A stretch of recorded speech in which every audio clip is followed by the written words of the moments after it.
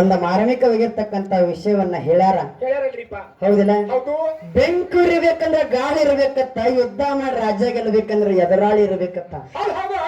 ಬೆಂಕಿ ಇರ್ಬೇಕಂದ್ರ ಗಾಳಿ ಇರ್ಬೇಕು, ಯುದ್ಧ ಮಾಡಿ ರಾಜ್ಯ ಗೆಲ್ಬೇಕಂದ್ರ ಎದುರಾಳಿ ಇರ್ಬೇಕು.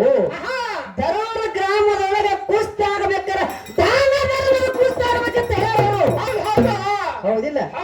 ಎರಡು ವಿಷಯ ಇಟ್ಟಾರ ಇದ್ರಾಗ ಸರ್ಜೋ. ಯಾಕಂದ್ರೆ ನೀವು ಯಾವ್ದು ಹಿಡಿದು ಬಿಡ್ತೀರಿ ಬಿಡ್ರಿ ಏನಂತ ಈಗ ಮಾತಾಡಿ ಬಿಡೋಣ್ರಿ. ಈಗ ಹಿಡ್ಕೊಂಡು ಬಿಡಿರ್ತೀರಿ ಯಾರ. ಅದಕ್ಕ ದಾನ ಧರ್ಮದ ಪಾಲದೊಳಗೆ ಮುಂದಿನ ಸಂದಿಗೆ ಬೆಳೆಸೋನು ಬಂಧುಗಳ ಒಂದನೇ ಸಂದಿಗೆ ಮಾತು ಕೈ ಮಾಡಿ ಮಾತು ಬಾಳ ಮಾತಾಡೋಣ. ಹೌದಿಲ್ಲ? ಈ ಸಂದಿಗೆ ನನಗೆ ವಿಷಯ ಯಾವ್ದಿರ್ಲಿಪ್ಪ ಅಂದ್ರ ಪ್ರಥಮವಾಗಿ ದೇವರ ನೆನಬೇಕಾಗ್ಯದ. ಎಂತ ಕುರುಕ್ಷೇತ್ರ ಯುದ್ಧ ಆಯ್ತು ಬಂಧುಗಳೇ. ಯಾರ್ಯಾರಿಗೆ? ಕೌರವರಿಗೆ ಪಾಂಡವರಿಗೆ ಕುರುಕ್ಷೇತ್ರ ಯುದ್ಧ ಆಯ್ತು. ಕೌರವರು 101 ಮಂದಿ ಇದ್ರು, ಪಾಂಡವರು 5 ಜನ ಇದ್ರು. ಪಾಂಡವರ ಪಕ್ಷಪಾತ ವಹಿಸಿದ ಯಾರು? ನನ್ನಪ್ಪ ಶ್ರೀಕೃಷ್ಣ ಪರಮಾತ್ಮ. ಹೌದಿಲ್ಲ? ಕೌರವರಿಗೆ ಪಾಂಡವರಿಗೆ ಕುರುಕ್ಷೇತ್ರ ಯುದ್ಧ ನಡೆದಂತ ಸಂದರ್ಭದೊಳಗ ಉಪದೇಶ ಮಾಡ್ತಿದ್ದ, ಗುರುಪದೇಶ ಮಾಡ್ತಿದ್ದ, ವೇದೋಪದೇಶ ಮಾಡ್ತಿದ್ದ ಯಾರು? ಕೃಷ್ಣ ಅರ್ಜುನ ಉಪದೇಶ ಮಾಡ್ತಿದ್ದ. ಎದುರಾಳಿ ವೈರಿ ಬಂದನ, ಅರ್ಜುನ ಹೊಡಿ ಹೊಡಿ ಪಿಲ್ಲ ಬಾಣ ತಗೊಂಡು ಹೊಡಿ ಅಂತಿದ್ದವ. ಹೌದಿಲ್ಲ? ಉಪದೇಶ ಮಾಡ್ತಕ್ಕಂತ ಕೃಷ್ಣ ಕುರುಕ್ಷೇತ್ರ ಯುದ್ಧ ನಡೆದಿತ್ತು. ಯುದ್ಧ ನಡುವಂತ ಪೂರ್ವದಲ್ಲಿ ಕೃಷ್ಣ ಅರ್ಜುನಗೆ ಮಾತು ಹೇಳ್ತಿದ್ದತ್ತ. ಏನಂತ ಹೇಳ್ತಿದ್ರಿ?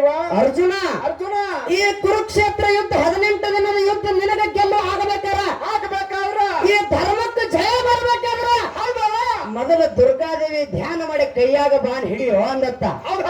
ಹೌದಿಲ್ಲ? ಆ ಸಂದರ್ಭದೊಳಗ ನನ್ನಪ್ಪ ಅರ್ಜುನ ಏನ್ ಮಾಡಿದ?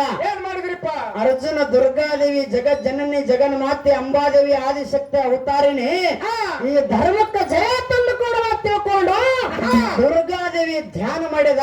ದುರ್ಗಾದೇವಿ ಬಂದ ಪ್ರತ್ಯಕ್ಷ ಆಗಿ ಅರ್ಜುನಗ ಮಾತು ಹೇಳುತ್ತಾ, ನಾನು ಮತ್ತು ಕೃಷ್ಣ ಬಂದು ಸತತವಾಗಿ ಧರ್ಮದ ಕಡೆ ಪಾನ ವಹಿಸ್ತು, ಸತತವಾಗಿ ನಿಮಗೆ ಜಯಕ್ಕೆ ಬಂದು ಆಶೀರ್ವಾದ ಮಾಡುವ ಬಂಧುಗಳು. ಹೌದಿಲ್ಲ? ಅದಕ್ಕೆ ಪ್ರಥಮವಾಗಿ ದುರ್ಗಾದೇವಿ ಹೆಂಗ ಅರ್ಜುನ ಕುರುಕ್ಷೇತ್ರ ಯುದ್ಧದಾಗ ದುರ್ಗಾದೇವಿಯ ನಾಮಸ್ಮರಣೆ ಹೆಂಗ ಮಾಡಲ್ಲ ಹಂಗ ಇವತ್ತು ನಾವು ಭಾಗ್ಯವಂತಿಯ ನಾಮಸ್ಮರಣೆ ಮಾಡಿ ಕುರುಕ್ಷೇತ್ರ ಯುದ್ಧ ಮಾಡೋದೈತಿ. ಇದ್ರಾಗ ಯಾವ ಕ್ಷೇತ್ರ ನಮಗಿರ್ಲಿ, ಧರ್ಮದ ಪಾಲ ನನಗಿರ್ಲಿ. ಹೌದಿಲ್ಲ? ಅನ್ನುವಂತ ಮಾತನ್ನ ಹೇಳಿ ಹಾಳು ಮಾತಾಡಿ ದೈವಕ್ಕೆ ಬ್ಯಾಸರಾಗಲಾರ್ದನೆ 4 ನುಡಿ ಚಾಲ ಹಾಡಿ ಪಾಳೆ ಕುರ ಮೆಟ್ಬಿಡೋದು. ಯಾಕಂದ್ರೆ ಬಾಳ ಒಂದೇ ಸಂದಿ ಮಾತಾಡ್ರೆ ಕೈ ಮಾಡ್ಲಿಕ್ಕತ್ತಾರ. ಇರ್ಲಿ, ಯಾಕಂದ್ರೆ ಟೈಮ್ ಓಡ್ಲಾಕತ್ತದ. 4 ನುಡಿ ಚಾಲ ಹಾಡಿ ಪಾಳೆ ಕುರಮ್ಮ.